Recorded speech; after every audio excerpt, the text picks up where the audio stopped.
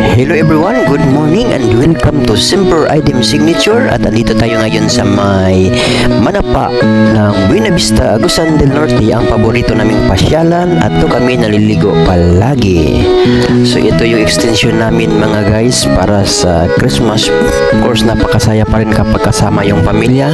Dito ngayon si Mama, my 70-year-old mom, my mama. So dito ako mamaya guys mag-ihaw ng isda. So kakahuli lamang guys. Buti na lang at pupunta kami dito sa may Manapa area kasi kung doon kami sa may Butuan ako guys, walang isda. Dito may isda. So ito guys, ito yung lalagyan natin mamaya ng isda. So kailangan natin itong linising mabuti. Naiiwang mga uling, yung para mga dumi-dumi guys. So kailangan nating uwiin muna para malinis yung ating anyway na na siya, sterilize na siya guys kasi baga naman yung mainit naman. So kailangan pa nating i-remove yung mga kunting mga parang mga dumi-duming dumidikit guys. So mamaya guys dito ko ihawin yung isda. Ito guys, so ito na yung isda guys. Medyo may kaliitan lang guys, pero alam kong kasya na ito para sa aming pamilya. So mamaya guys sasama natin yung mga anak nito. May mga anak nito guys. So unahin muna natin yung ina para ano naman. So alam ko malulungkot yung mga anak. So isasali natin yung mga anak mamaya. So ito yun.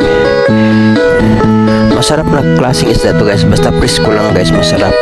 Tapos hihiwain mo, lagyan mo ng maraming hiwa.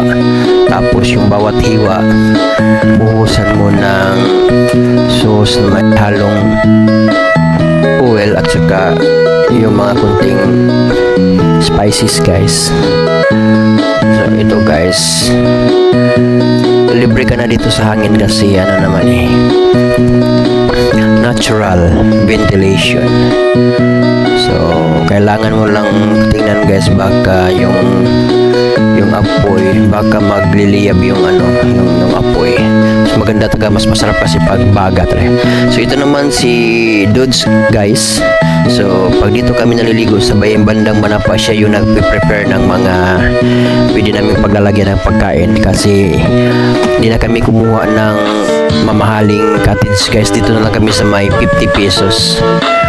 Okay na guys, 50, tapos magdadala ka na lang ng ng mesa at saka meron din siyang umbrella, hindi na nilagay guys. Ito naman ngayon na situation ng sure hindi siya masyadong maganda guys kasi hindi kasi maganda yung panahon, kaya medyo hindi clear yung dagat. Pero pwede nang pagtsagaan guys, pwede ka nang maligo dito. Okay lang guys, may kunting may mga alon na malalaki, pero okay na guys, kaya naman sa mga bata. Maganda kasi dito sa Manapa guys kasi yung buhangin dito fine at saka may mga pebbles ng konti. So ito guys, malapit na maluto yung inihaw natin na isda. So mamaya ako nangangamoy na guys, medyo na. Ito na guys, babalik rin na natin para maluto naman yung kabilang part. So shout out sa aking kapatid. So yun, ang ganda ng pagkaluto guys. Tapos yan, bubuhusan ng tuyo at saka kunting oil para yan ang isda guys. Buti na lang nakapunta kami dito sa may Manapa area guys, at alam mo nyo naman. So yan na guys, yung dalawang anak sinali na natin sa pag-ihaw. At ito naman yung dalawa kong pamangkin, at siyempre si Bini TV, yung nag-iisa kong magandang Bini. Ayan guys, mahilig kasi itong maligo. Kahit walang pinipili guys, kahit hindi clear yung water, basta makaligo okay na guys. So of course busy sa paglalaro ng mga buhangin, magawa sila ng mga ano-ano na lang guys. So ito guys, enjoy naman sila kahit hindi masyadong clear yung water. At mamaya guys, maliligo din ako dyan mamaya kasi ito talaga yung mga part of my objectives na pag nakapunta dito sa may Malapa area, kailangan kong maligo kasi hindi naman araw-araw na naligo. At saka sinamantala ko na naman guys yung holiday season, yung Christmas. Of course, yung malambing ko na wife guys, andyan na naman guys. Ayan, shout out hotels, of course. So while waiting guys sa aming inihaw na isda, at sa yung si Dudes nagprepare ng inihahanda naman ni Dudes yung kinilaw, yung pinaghalong kinilaw guys, yung may may tuna at saka tamban. Kung ano kaya ang magiging lasa nito ngayon guys. So mamaya titingnan natin yun mamaya. Titikman natin yan mamaya guys kung anong lasa ng inihaw na isda at saka yung kinilaw na tamban at hinaluan ng kunting tuna. Masyado kasing mahal yung kilo ng tuna guys, 600 plus yata.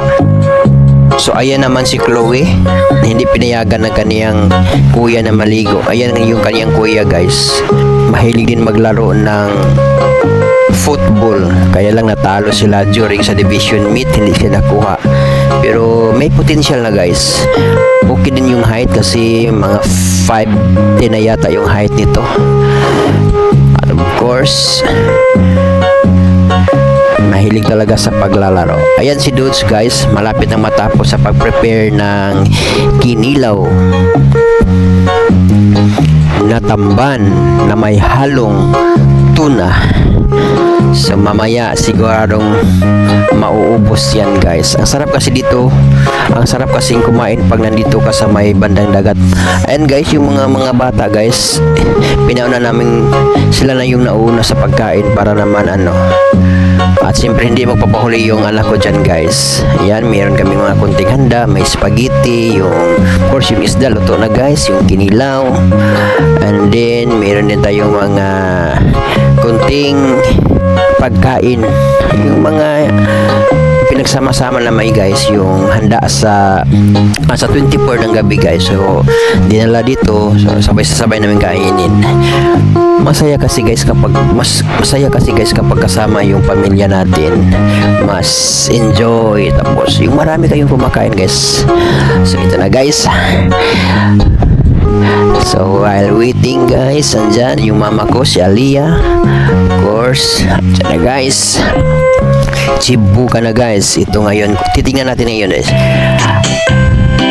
So ito na guys, pinagsasaluhan na namin yung kunting handa namin. So, of course yung isda at saka yung kinilaw na tamban at saka kunting tuna. So yan guys, ang ganapan namin sa araw na ito. At of course, mas masaya talaga kapag kasama ang pamilya sa anumang okasyon, anumang pagkakataon. Huwag kalimutang magpasalamat sa ating Panginoon. Thank you everyone, and thank you for watching Simper Idim Signature.